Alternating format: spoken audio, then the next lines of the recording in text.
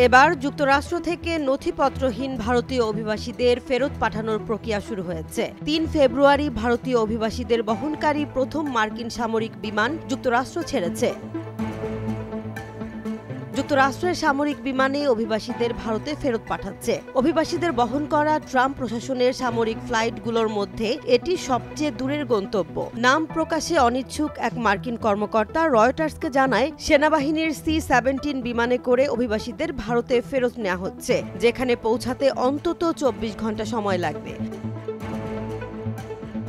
Pentagon জানিয়েছে, টেক্সাসের এল Passo এবং ক্যালিফোর্নিয়ার সান দিয়াগো থেকে ৫,০০০-এর বেশি অভিবাসীকে ফেরত পাঠানো শুরু হয়েছে। এখন পর্যন্ত সামরিক বিমানে অভিবাসীদের গুয়াতেমালা, পেরু এবং হন্ডুরাসে পাঠানো হয়েছে।